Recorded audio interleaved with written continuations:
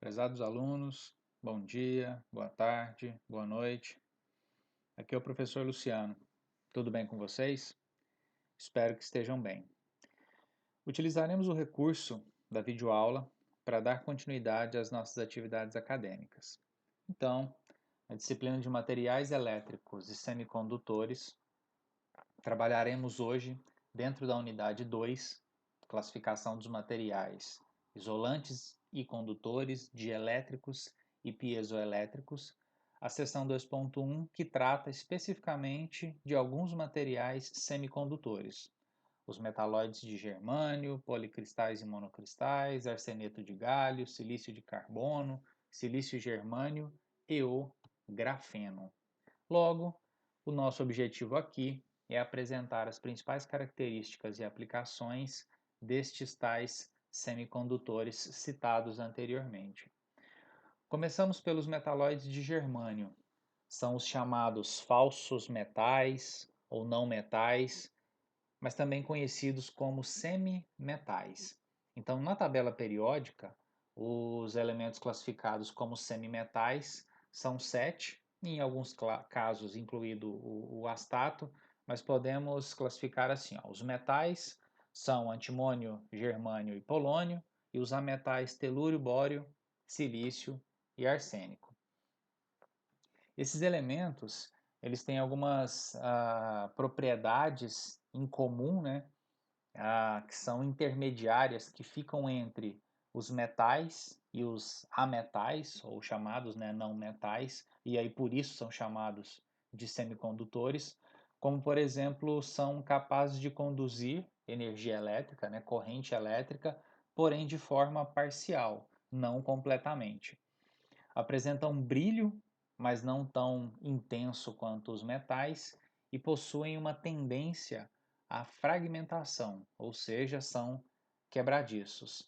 E aí, olhando para uma tabela periódica como essa, a gente consegue enxergar ali no canto direito do meio para a porção superior da tabela periódica esses semimetais, como bório, silício, germânio, arsênio, antimônio, polônio e telúrio, como a gente havia citado anteriormente. Ou seja, eles possuem características que se diferenciam das diversas outras classificações dentro da nossa tabela periódica.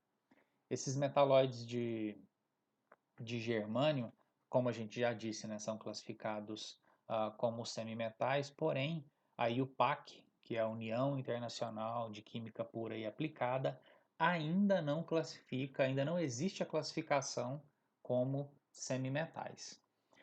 Bom, era de se esperar, né, que a principal aplicação desses semimetais fossem a criação dos semicondutores e, consequentemente, dos seus principais elementos, denominados tais transistores.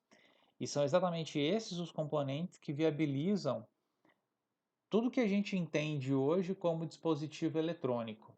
Então, desde nosso sistema de comunicação, seja uma comunicação com fio, sem fio, todo o processamento de dados, todos os equipamentos médicos, todos os sistemas de controle, inclusive as viagens espaciais, são baseadas em processamento que utilizam transistores e que esses são construídos à base de semicondutores, como os que a gente já citou anteriormente. Então, o desenvolvimento desse tipo de material e desse tipo de dispositivo é essencial para o nosso modo de vida atual. Um outro exemplo é o arseneto de galho, extremamente importante dentro desse conjunto, né, de semicondutores, em especial para a construção de diodos laser e o bom e velho LED, né, ou seja, o nosso diodo emissor de luz. Ele é um material extrínseco, ou seja, ele é construído à base de dopagem de outros semicondutores para a construção, por exemplo, também de semicondutores, além do diodo laser, além do diodo emissor de luz. O germânio é um dos semicondutores mais antigos, né? Ele é encontrado em pequenas quantidades em minérios de zinco, pó de carvão, enfim.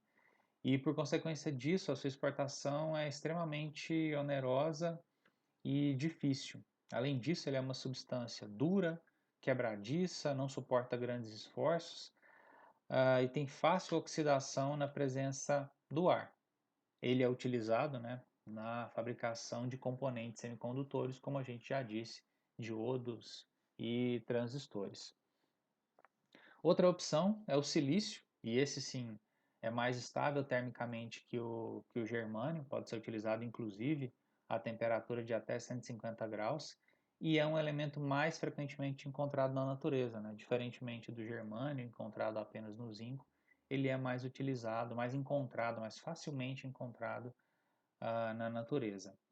Ele permite a redução de corrente reversa, reduzindo perdas, aumentando, obviamente, o rendimento na simplificação dos métodos de refrigeração. É o semicondutor mais utilizado, sim, para a construção dos nossos dispositivos semicondutores, como diodos e transistores. E a gente chega num tal de grafeno, que é a grande promessa dos materiais semicondutores para a indústria de eletrônicos no mundo. Dizem, né, que é um dispositivo de 1001 utilidades, que é ele que vai revolucionar essa indústria tecnológica devido à sua resistência, à leveza, flexibilidade e transparência. E além de tudo isso, ele é um excelente condutor de eletricidade. Então, considerando todas essas características, né, tão promissoras, muito em breve a gente espera que ele esteja equipando os nossos dispositivos eletrônicos, como computadores, celulares, smart TVs e por aí vai. Ele é constituído por uma fina camada de grafite, aquele, né, material que a gente encontra em diversos dispositivos e equipamentos, como um lápis, por exemplo. Só que ele tem uma estrutura hexagonal diferenciada, né, em relação a esses outros elementos, o que possibilita a geração de uma fina camada de carbono. Para que a gente tenha uma ideia, né, do quão diferente esse grafeno é, ele é mais forte que o próprio aço, cerca de 200 vezes mais resistente, ele é mais leve e mais fino. Bom, considerando tudo isso, né, ele é um material que pode ser aplicado em quase todos os setores da indústria. Atualmente, né, estudada a sua aplicação em diversos dispositivos móveis, como tablets, smartphones e componentes eletrônicos, como a gente já havia citado anteriormente. O maior desafio é tornar a sua produção viável comercialmente, coisa que ainda não é, ou seja, né, uma comercialização em larga escala. E para isso, é claro, é fundamental que a gente permaneça com estudo e pesquisa desse material. Né? Claro, ele ainda não está em produção em larga escala para que equipe os nossos equipamentos, então ele ainda está sendo desenvolvido dentro de laboratórios. Assim como foi feito, assim como aconteceu com o silício há um tempo atrás, antes de construir todos os nossos, ou boa parte, né, dos nossos transistores que equipam esses equipamentos eletrônicos. Certo, pessoal? Bom, fico por aqui, encerro essa videoaula sobre esse assunto, mas gostaria de lembrá-los da importância e da necessidade da realização da leitura das sessões do livro-texto, assim como a resolução das atividades diagnósticas e atividades de aprendizagem no AVA, e, no livro-texto, a resolução das situações problema e exercícios no Faça Valer a Pena. Na pós-aula, estão disponíveis as orientações quanto às atividades avaliativas referentes a essa sessão, e as dúvidas poderão ser encaminhadas via link do Google Form, disponível também no AVA da disciplina, na seção pós-aula